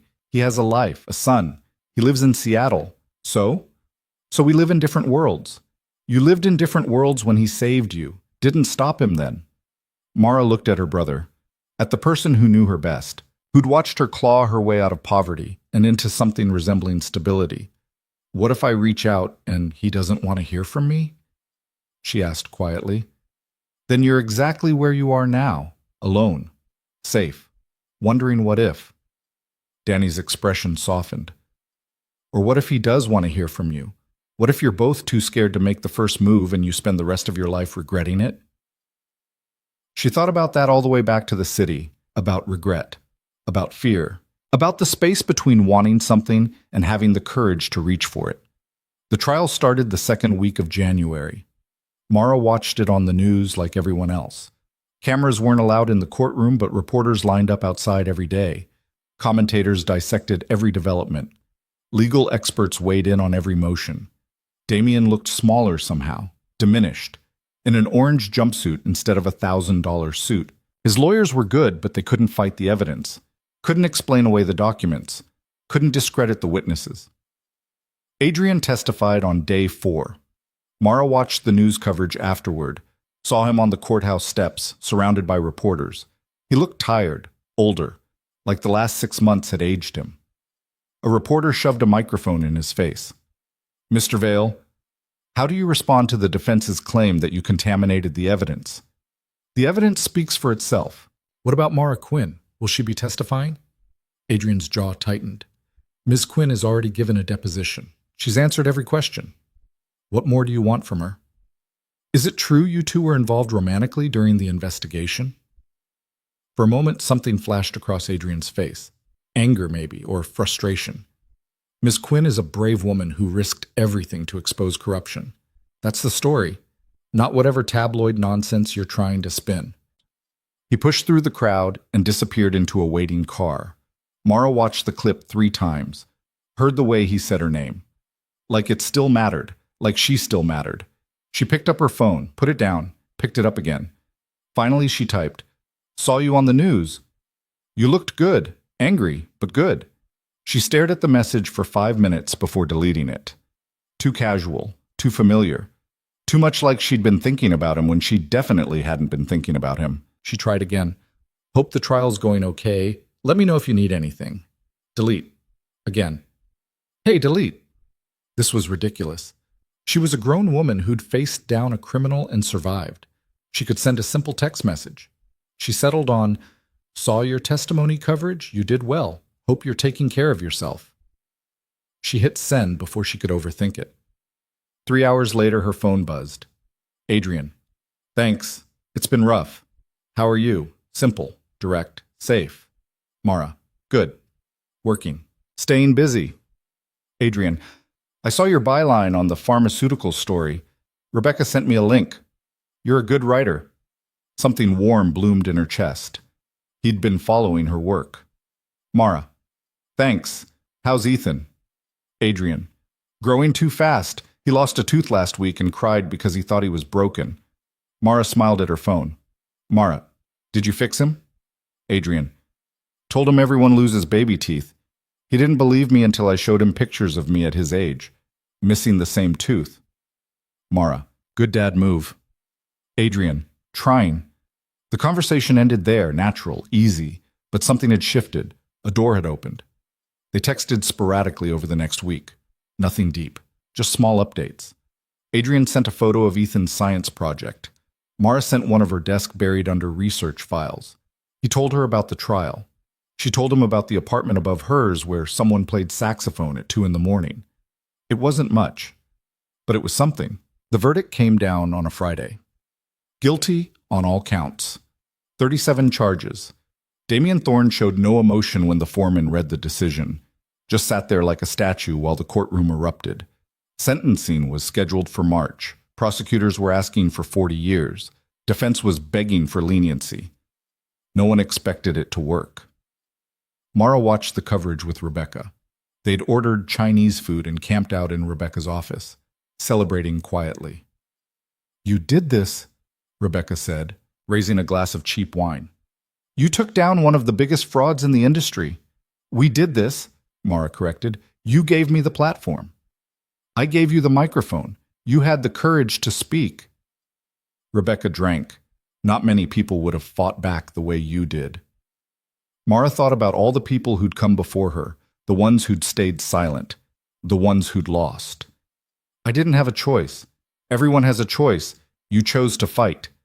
Rebecca set down her glass. So what's next? You've got job offers coming in. I fielded at least 6 calls this week from papers wanting to poach you. Are you trying to get rid of me? Never, but I'm also not going to hold you back if you want something bigger. Mara looked around Rebecca's cramped office. Stacks of files, coffee-stained carpet, a window that looked out at a brick wall. It wasn't glamorous, but it was honest work. I'm good here, she said. For now. Her phone buzzed. Adrian. He lost. Completely. Mara. I know. I watched. Adrian. You should feel good. You won. Mara. We won. Adrian. Yeah, we did. A pause. Then another message. Adrian. I'm in the city for another week, wrapping up loose ends with the prosecutors. Would you want to get coffee or dinner or just, I don't know, talk? Mara's heart kicked against her ribs. This was different. This was real. Mara. When? Adrian. Tomorrow? There's a place near Union Square. Franco's. 7? Mara. I'll be there. She showed up 15 minutes early because nervous energy made her walk too fast. The restaurant was small, cozy, the kind of place where people went for conversation instead of atmosphere. Adrian was already there, sitting at a corner table. He stood when he saw her. Hi, he said. Hi. They sat, ordered drinks, made small talk about the weather and the trial and everything except what they both knew they needed to discuss. Finally, Adrian set down his water. This is awkward. Very, Mara agreed. I don't know how to do this. The normal way. Meeting someone. Getting to know them without criminals and death threats involved. Me neither. He smiled. Actually, smiled. Well, at least we're honest about it. The waiter came. They ordered food they wouldn't remember later. Pasta, salad, something with chicken. I thought about calling you, Adrian said when they were alone again. About 100 times, but I didn't know what to say. I did the same thing, typed and deleted so many messages. Why didn't you send them? Mara traced the rim of her glass. Because I thought maybe what we had only existed in that moment, in the chaos, and outside of it, we were just 2 strangers who'd survived something together.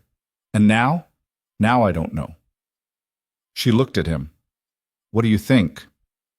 Adrian was quiet. Then, I think I haven't stopped thinking about you since I left. I think every time I see my son, I remember that you reminded me what mattered. I think when I testified, all I could think about was whether you were watching, whether you were okay. He paused. I think I'm terrible at this. At relationships. At being present. At all the things you'd need from someone in your life. But I want to try anyway. Mara's throat tightened. I'm terrible at it too. I don't let people in. I don't ask for help. I spent my whole life believing I had to do everything alone because no one else would show up. She reached across the table, took his hand. But you showed up when it mattered most. You showed up. His fingers curled around hers. So did you. The food came. They ate, talked about real things, about childhoods and dreams and all the ways they'd built walls to keep people out. Adrian told her about his ex-wife, how she'd begged him to stay, to choose them, how he thought he could have both and ended up with neither. Mara told him about Danny, about watching her brother fight through physical therapy while she sent money she didn't have, about the guilt that came with surviving when someone you loved was suffering. They talked until the restaurant started closing, until the waiter brought the check twice. Outside, the city was quiet, cold, beautiful in the way cities are when you're not afraid anymore. I'm here for another 5 days, Adrian said. Then I have to go back to Seattle, back to Ethan. I know, but I could come back, visit. We could figure out how to make this work. Long distance, complicated. Whatever this is. Could we? I don't know, but I'd like to try. He stepped closer. If you want to. Mara looked up at him, at this man who'd changed everything, who'd walked into her life during the worst moment and somehow made it better. I want to, she said. He kissed her then. Different from the first time. Not survival, not performance. Just them. Real and messy and uncertain. When they pulled apart, both of them were smiling. This is crazy, Mara said. Completely. We barely know each other. True. It'll probably be a disaster. Most likely. Adrian took her hand. Want to try anyway? She did. They spent the next 5 days together. Not every hour, not constantly. Adrian had meetings, depositions, final interviews with prosecutors. But in the spaces between, they found each other. Coffee in the mornings before he had to work. Late dinners when he was done. A walk through the park where they talked about nothing important and everything that mattered. He met Danny over video call. Her brother grilled him like a suspicious parent, asked about his intentions, his job, his ability to actually show up. Adrian answered honestly, said he didn't know if he could be what Mara needed, but he wanted to try, wanted to be better. Danny approved, grudgingly, but approval nonetheless. On Adrian's last night, they went back to Franco's. Same table, same waiter who recognized them. When will you be back? Mara asked. 2 weeks. I have to get Ethan settled, talk to his mother, figure out custody arrangements. He paused. I'm going to ask for more time with him, regular time, not just whenever I can squeeze it in. She'll agree? I think so. She wants what's best for Ethan, and I'm finally ready to be that. He reached across the table. But I'll call. Every day. And we'll figure this out. Promise? Promise. The next morning, she took him to the airport, stood at the curb while he grabbed his bag from the trunk. This isn't goodbyes, he said. I know. I'm serious. 2 weeks. I'll be back. I believe you. He kissed her. Quick, public, real. Then he was gone. Through security, out of sight. Mara stood there for a moment, letting herself feel it, the loss, the hope, the terrifying possibility that maybe this time things could actually work. 2 weeks turned into 3, then 4. Not because Adrian didn't try, but because life happened. Ethan got sick. Adrian's custody negotiation got complicated. Work pulled him in different directions. They talked every day. Video calls where Ethan sometimes appeared, rambling about dinosaurs or school or the new bike Tom had bought him. Mara liked the kid, liked the way Adrian's whole face changed when he talked to his son, liked the glimpses into this other part of his life. But she also felt the distance, the way conversations got cut short, the way plans kept getting postponed. I'm sorry, Adrian said one night, 2 months after he'd left. I know I said 2 weeks. I know I promised. It's okay. It's not, but I'm trying. I swear I'm trying. I know you are. Silence, heavy, full of everything unsaid. Maybe this was a mistake, Adrian said quietly. Maybe we're trying to force something that doesn't fit. Mara felt something crack in her chest. Is that what you think? I don't know. I can't be in two places at once. I can't be the father Ethan needs and the partner you deserve. I never asked you to choose. I know, but that's what it feels like. He rubbed his face. I'm doing it again. Building a life around should instead of is, and I don't know how to stop. Then don't stop. She paused, gathered courage. Just be honest with me. Do you want this? Really? Yes. Then we figure it out. Not perfectly, not easily, but we figure it out. Her voice steadied. I didn't survive everything we went through just to give up when things get complicated. Adrian smiled, small, tired, real. You're tougher than me. I know. They kept trying. Scheduled visits, actual dates on the calendar. Adrian flew in twice a month. Mara went to Seattle once, met Ethan properly, watched Adrian be a father. It wasn't smooth, wasn't easy. There were fights, misunderstandings, moments where the distance felt impossible. But they kept showing up. March came. Sentencing day. Mara flew to Seattle so she and Adrian could watch together. Damien Thorne stood in that courtroom one last time, heard the judge read out 42 years. No parole for the first 20. He'd be 78 before he walked free. If he lived that long. Adrian pulled Mara close while the news played. It's really over. It's really over.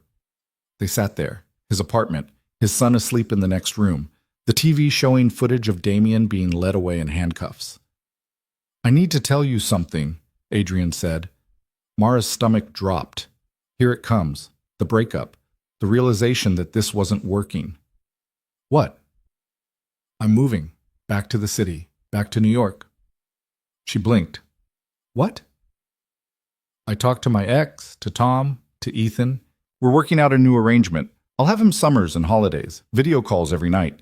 But I can't keep living 3,000 miles from everything else that matters. He looked at her. From you. Adrian? I know it's crazy. I know it's fast, but I'm tired of running. Tired of choosing between different parts of my life. I want to be in one place, build one life. With you. If you'll let me. Mara couldn't speak, could barely breathe. Say something, he said. You're serious. Completely. What about your work? I can work anywhere. That's the advantage of chasing criminals. They're everywhere. He took her hands. I'm not asking you to take care of me, or fix me, or be responsible for my happiness. I'm just asking you to let me try, to build something real together. She thought about all the times she'd been alone, all the times she'd told herself she didn't need anyone, that independence was strength and connection was weakness. She thought about Adrian showing up that first night, stepping between her and Damien, choosing to fight when he could have walked away. She thought about the photo on her fridge, the messages, the calls, the way he'd kept showing up even when it was hard. Okay, she said. Okay? Okay, move back. Let's try. Let's build something. He kissed her, hard, grateful, real. And for the first time in her life, Mara Quinn let herself believe that maybe, just maybe, she deserved something good. Adrian moved back to New York in April. Not with fanfare or grand gestures, just boxes in a moving truck and a lease on an apartment 20 minutes from Mara's place. Close enough to matter, far enough to breathe. The first month was strange. They'd built something in crisis, in distance, in the gaps between phone calls. Now they had to figure out what it looked like in daylight, in normal life, in the mundane reality of grocery shopping and bills and whose turn it was to pick up takeout. It wasn't always easy. Adrian had habits, worked late, forgot to eat, sometimes disappeared into his laptop for hours chasing leads on cases that didn't involve them anymore. Mara had her own rhythms, needed silence to write, got irritable when interrupted, sometimes pushed people away when they got too close because distance had always felt safer than vulnerability. They fought about stupid things, whose fault it was that the milk went bad, whether they should go to dinner with Rebecca or stay in, how much time Adrian should spend on the phone with Ethan versus with her. The fights never lasted long, but they happened, proof that this was real, messy, human. I don't know how to do this, Adrian said one night after a particularly brutal argument about nothing and everything. They were sitting on opposite ends of his couch, not touching, both stubborn. Do what? Be in a relationship without screwing it up. Every time I think I'm getting it right, I do something that proves I'm still the same guy who lost his family the first time. Mara looked at him, at the exhaustion in his face, the fear. You're not the same guy. That guy wouldn't have moved across the country, wouldn't have fought for custody, wouldn't be sitting here admitting he's scared. Doesn't mean I'm any good at this. Neither am I. She moved closer. Not all the way, just enough. But maybe that's okay. Maybe we don't have to be good at it. We just have to keep showing up. He looked at her, really looked. Even when I'm being an idiot? Especially then. Something in him relaxed. He reached for her hand. She let him take it. I'm sorry, he said, for earlier, for being defensive, for making it about me when you were just trying to tell me you missed me. I'm sorry, too, for expecting you to read my mind, for getting mad instead of just saying what I needed. They sat like that for a while, holding hands, learning. Ethan visited in June, first time meeting Mara in New York, first time seeing his dad's new life up close. The kid was nervous. Mara could see it in the way he clung to his backpack, the way he watched her like she might disappear if he blinked. You like pizza? She asked on the first night. Ethan nodded, didn't speak. Good, because I know a place that has the best pizza in the city, maybe in the world. You want to test that theory? Another nod. They went to a tiny place in Brooklyn, no tourists, no pretense, just good food and people who didn't care if a 7-year-old got sauce all over his face. Ethan ate 3 slices, then looked at Mara. Are you my dad's girlfriend? Adrian tensed. Mara could feel it. Yeah, she said. I am. Is that okay? Ethan considered this, serious, thoughtful. Do you make him happy? I try to. Does he seem happy to you? Happier than before. Ethan took another bite. He smiles more now, on the phone, when he talks about you. Something warm expanded in Mara's chest. Well, you make him happiest, so I think we're both doing a good job. Ethan smiled, small, genuine. Can I have ice cream? Absolutely. Adrian caught her eye across the table, mouthed, thank you. She mouthed back, he's a good kid. The 2 weeks Ethan stayed were chaotic. Adrian tried to do everything, be everywhere, make up for lost time. He exhausted himself trying to be the perfect father. On day 9, he crashed, fell asleep on the couch at 7 p.m. while Ethan was still wide awake. Mara found them like that. Adrian unconscious, Ethan sitting next to him, drawing in a sketchbook. He tired? She asked quietly. Yeah, he's been tired a lot. Ethan didn't look up from his drawing.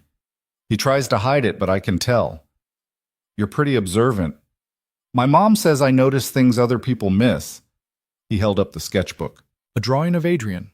Rough, childish, but clearly him. Do you think he's okay? Like really okay? Mara sat down, careful not to wake Adrian. I think he's learning how to be present, how to balance everything. It's hard for him, but he's trying. Because of you? Because of you. I just reminded him what he already knew. Ethan went back to drawing. I'm glad he has you. He's been alone for a long time. It made him sad even when he pretended it didn't. Kids saw too much, understood too much. Can I tell you something? Mara asked. Okay. Your dad talks about you all the time, every day, every conversation. He thinks you're the most important person in the world. And he's right. Ethan's pencil stopped moving. He does. He does. And he's so proud of you, the person you're becoming, the way you're kind and smart and brave. Ethan's eyes got wet. He wiped them quickly. I miss him. When he's not here, even though Tom's nice and Mom's great, I still miss my dad. I know, and he misses you too. So much it hurts sometimes. Does it get easier, the missing? Mara thought about Danny, about all the years she'd lived far from him, the calls that never felt like enough, the visits that always ended too soon. No, she said honestly, it doesn't get easier, but you learn to carry it. And the time you do have together matters more. Ethan nodded, went back to his drawing. Adrian woke up an hour later, disoriented, guilty. I fell asleep. I'm sorry. We were supposed to... It's fine, Dad, Ethan said. Mara and I hung out. We talked. Adrian looked at Mara. She smiled, shrugged. That night, after Ethan was asleep in the guest room, Adrian pulled her close. What did you two talk about? Stuff? Kid stuff. He likes you. I like him too. Adrian kissed her forehead. Thank you. For being good to him. For not making this weird. It is weird, but weird's okay. Yeah? Yeah. When Ethan left, the apartment felt too quiet. Adrian walked around like something was missing, checked his phone constantly, called twice a day instead of once. Mara understood. Let him grieve the distance. Let him figure out how to be a part-time father who wanted to be full-time. Work helped. Adrian took on more cases, local ones this time. No more cross-country flights. No more weeks away. Mara kept writing, kept digging into stories that mattered. She'd found her rhythm at Rebecca's paper, found purpose in exposing the truth. They built a life. Imperfect. Complicated. Real. In August, Harwick Gallery officially closed, sold off in pieces. The building bought by a tech company, the art scattered to museums and private collections. Mara watched the news coverage, felt nothing. That part of her life was over, buried, done. You okay? Adrian asked. They were having breakfast in his apartment, lazy Sunday, no plans. Yeah, I thought I'd feel something, relief maybe, or satisfaction, but it's just over. That's how it works sometimes. The big moments end quietly. Is that what this is? A quiet ending? No. He reached across the table. This is a quiet beginning. She liked that, held on to it. In September, Danny moved to New York.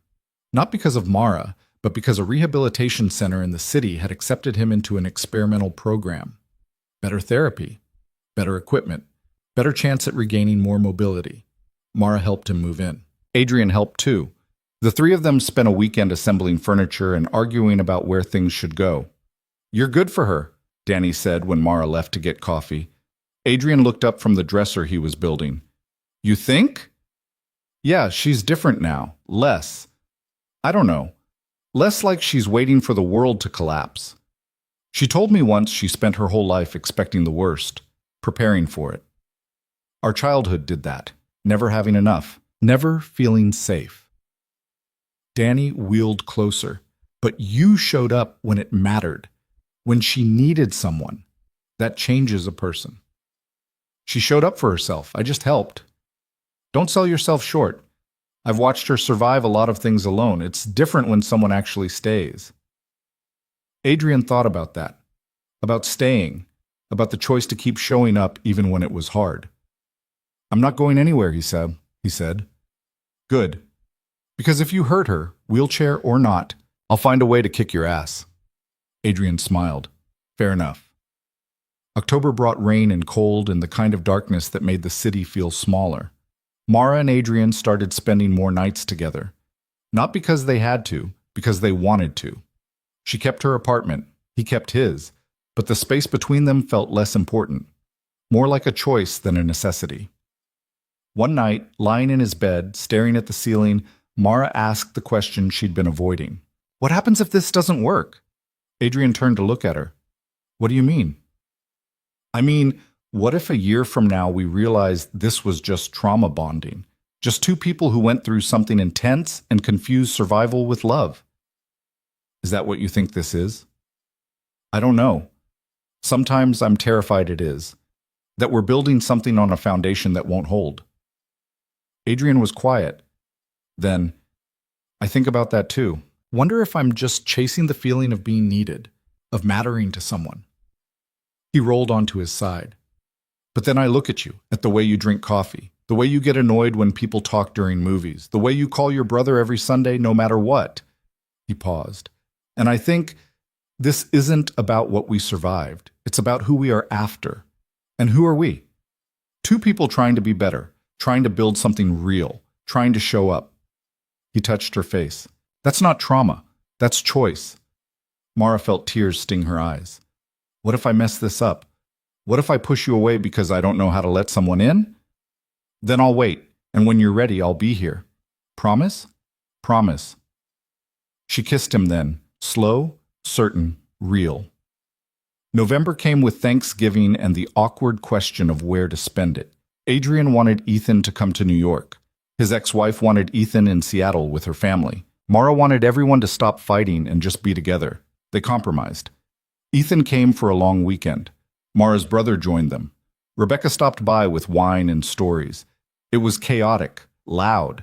The turkey was overcooked and the mashed potatoes had lumps, and Ethan spilled cranberry sauce on the couch.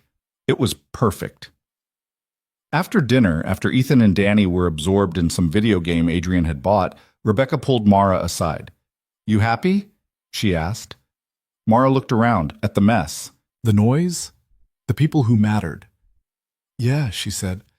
"I think I am." "Good, you deserve it." Rebecca sipped her wine. "I've known you over a year now, watched you go from running for your life to building one. It's been something. I couldn't have done it without you. Sure you could have. You're tougher than you think." Rebecca's expression softened. "But I'm glad I could help. Glad we're friends." "Me too." December came fast. Holiday lights, snow that didn't stick. The feeling that something was ending and something else was beginning. Adrian flew to Seattle for Christmas, spent a week with Ethan. Mara stayed in New York with Danny. They had their own quiet celebration. Chinese food and bad movies, and the comfortable silence of people who'd survived everything together. On New Year's Eve, Adrian came back. Flew through a storm to make it home by midnight. Mara met him at the airport. He looked exhausted, happy. "You made it," she said. "Barely. Flight was delayed 3 hours." He kissed her. "But yeah, I made it." They went back to his apartment, watched the ball drop on TV, kissed at midnight like it was required. "What do you want this year?" Mara asked after. They were curled up on the couch, warm, safe. "This, more of this." Adrian pulled her closer. "You, Ethan, Danny, the messy, beautiful, complicated thing we're building. That's it? That's everything." He looked at her. "What do you want?" Mara thought about it. About the last 2 years. About everything she'd survived and fought for and almost lost. "I want to stop waiting for things to fall apart," she said. "I want to trust that good things can last, that I deserve them. You do. I'm working on believing that. We'll work on it together." January brought new cases, new stories, new rhythms. Adrian testified in another fraud trial. Smaller this time, less press, but still important. Mara broke a story about housing discrimination, won an award she didn't know existed. They celebrated separately, then together. In February, Ethan came for his birthday. Turned 8. Wanted a party with his dad and Mara and Danny. No one else. They gave him one. Cake, presents, terrible karaoke. Ethan fell asleep on the couch between Adrian and Mara. Small, content. "He's good," Mara whispered. "He is." Adrian watched his son sleep. "I think we're doing okay. All of us."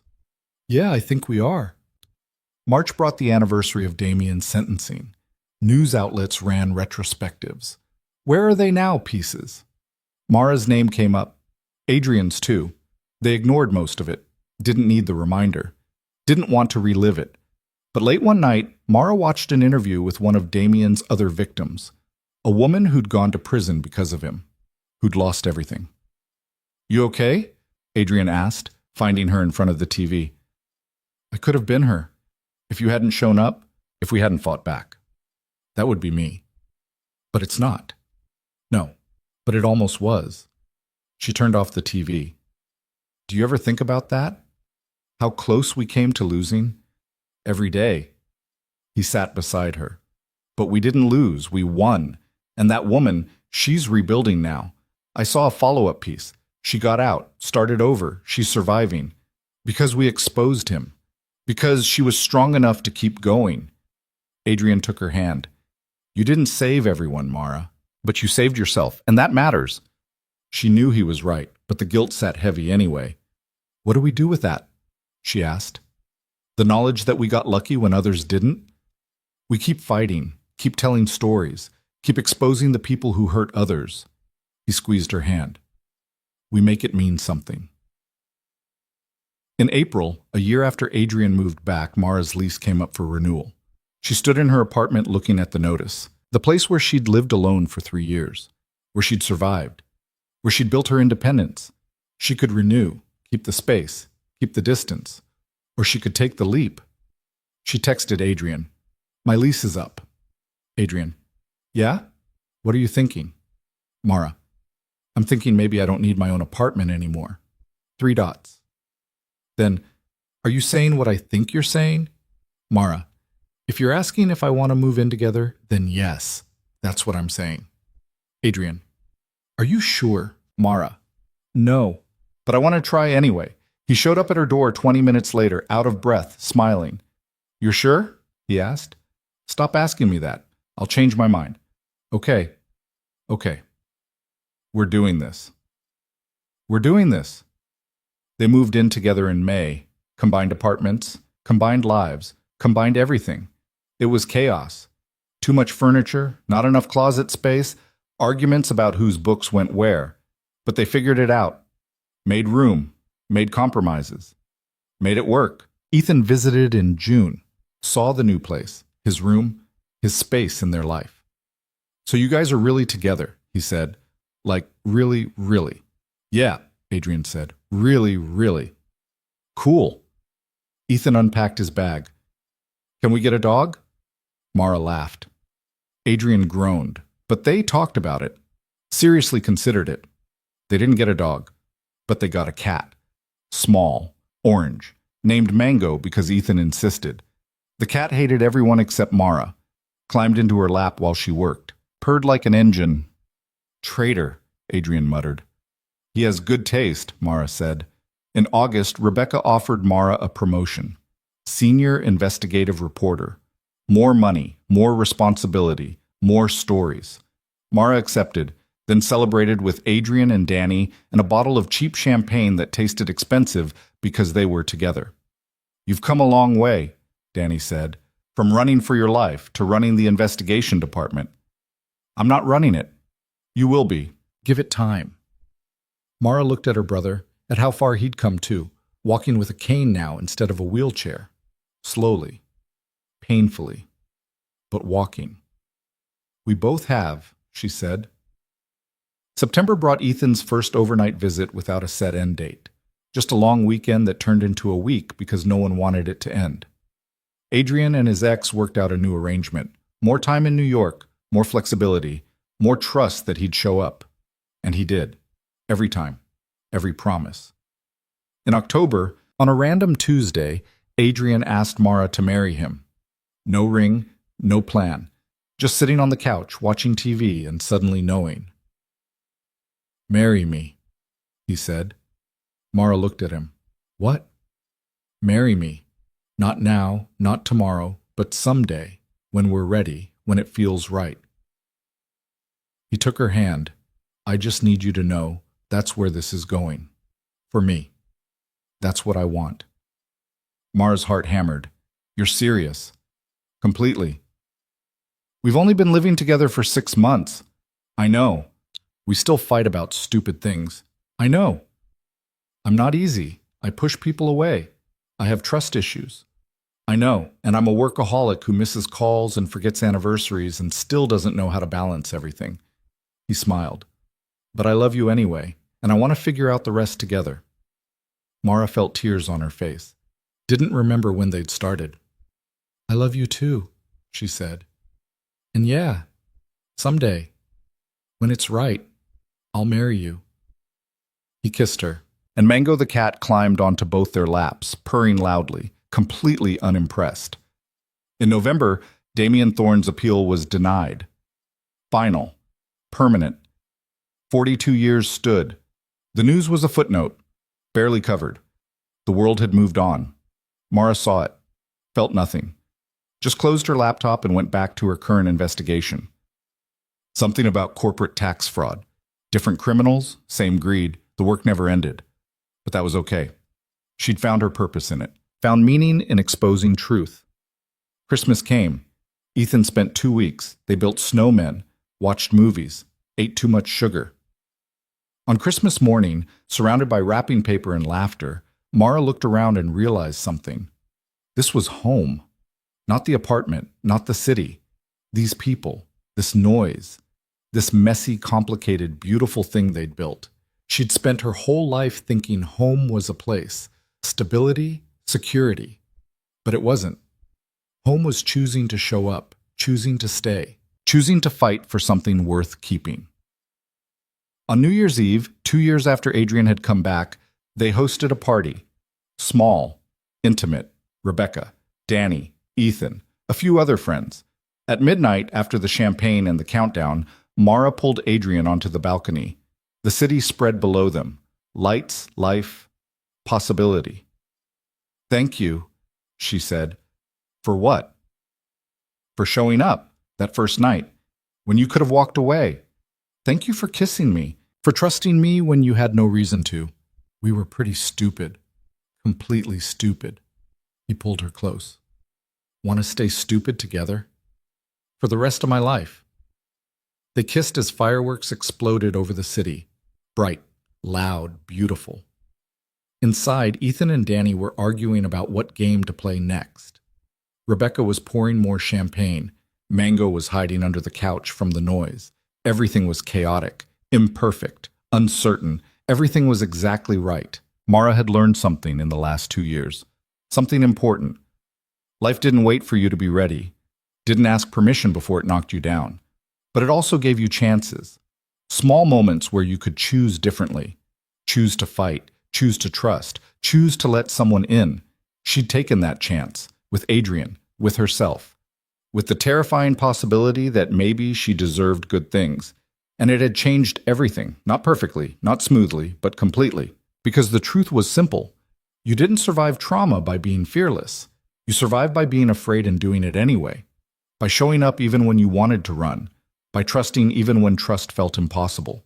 By kissing a stranger in a moment of desperation and letting it become something real. Mara Quinn had spent 30 years learning to survive alone. And then she'd learned something better. She'd learned to survive together. To build a life not in spite of fear, but because of it. To turn desperation into hope and strangers into family. She looked at Adrian. At the man who'd chosen to stay when leaving would have been easier. "I'm glad you're here," she said. "Me too." And there, on a balcony in New York City, surrounded by noise and light and people who mattered, Mara Quinn finally understood what it meant to be home. Not safe, not perfect, not fearless, just loved, just enough, just real. And that after everything was more than she'd ever thought possible. The fireworks continued, the city celebrated, and two people who'd survived the worst found themselves building the best. Not because they had to, because they chose to. Every single day.